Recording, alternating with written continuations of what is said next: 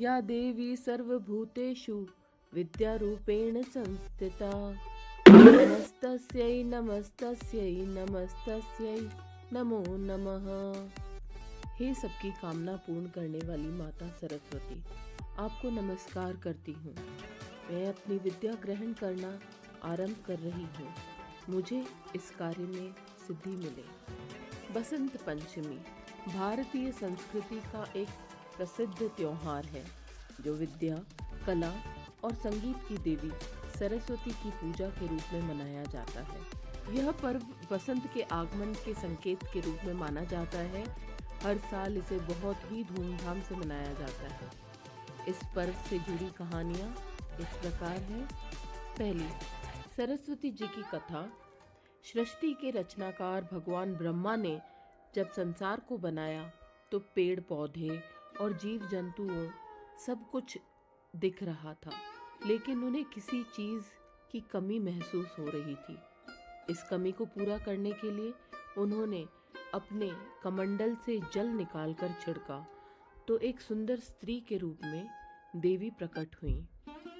उनके एक हाथ में वीणा तो दूसरे हाथ में पुस्तक थी, तीसरे में माला और चौथा हाथ वर मुद्रा में था। यह देवी थी माँ सरस्वती।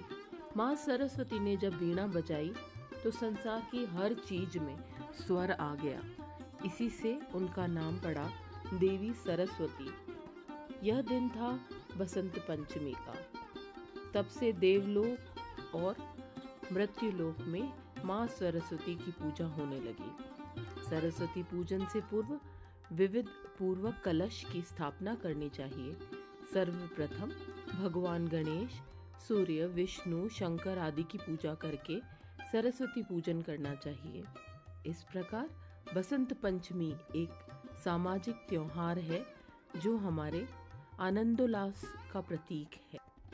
प्रकृति के इस उत्सव को महाकवि कालिदास ने सर्वप्रिय चारुत्तर वसंते कहकर अलंकृत किया है। गीता में भगवान श्री कृष्ण ने ऋतु नाम कुसुमाकरा अर्थात मैं ऋतुओं में वसंत हूँ कहकर वसंत को अपना स्वरूप बताया है। वसंत पंचमी के दिन ही कामदेव और रति ने पहली बार मानव हृदय में प्रेम और आकर्षण का संचार किया था। बसंत पंचमी पर भगवान कृष्ण ने भी अपनी गोपियों के साथ रासलीला की थी, जो ब्रज की गोपियों के साथ नृत्य करते हुए बहुत ही मधुर और प्रेम पूर्ण माहौल में थे। भगवान श्री कृष्ण को अति प्रिय है बसंत का मौसम। ब्रज में भी बसंत के दिन से होली का उत्सव शुरू किया जाता है। राधा गोविंद के आनंद विनोद का उत्सव मनाया जाता है। यह उत्सव फाल्गुन की पूर्णिमा तक चलता है।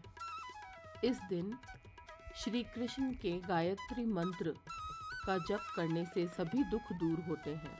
यह मंत्र इस प्रकार है।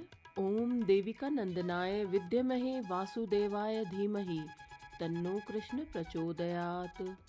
फसलों का उत्सव बसंत पंचमी के दिन खेतों में उन्नत और नई फसलों की खेती की शुरुआत भी माना जाता है। इसे भारतीय कृषि के साथ ही संबंधित महत्वपूर्ण त्योहार माना जाता है। इसी दिन किसान अपने खेतों से नया अन्न लाकर उसमें घी और मीठा मिलाकर उसे अग्नि, पितरों और देवों को अर्पण करता है। मान्यता यह भी है कि इस दिन भगवान शिव माता पार्वती के विवाह की लग्न लिखी गई थी। विद्यार्थी और कला साहित्य से जुड़े हर व्यक्ति को इस दिन माँ सरस्वती की पूजा अवश्य करनी चाहिए। इस दिन सच्चे मन से की गई पूजा कभी विफल नहीं होती। माँ सरस्वती की पूजा से घर में सकारात्मक ऊर्जा का प्रवाह होता है। इस दिन घर में माँ सरस्वती की मूर्ति या तस्वीर अवश्य स्थापित करें। घर में वीणा रखने से घर में रचनात्मक वातावरण निर्मित होता है।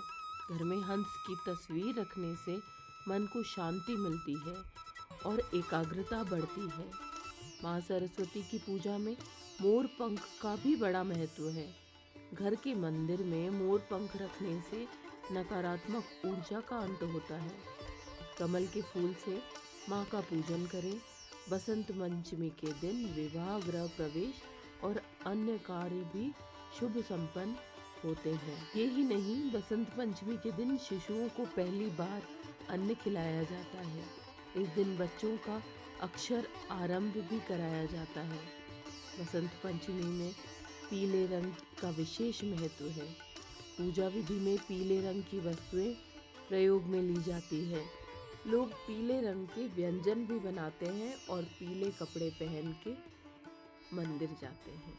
तो आप सभी को मैजिक मंच की तरफ से शुभ बसंत पंचमी।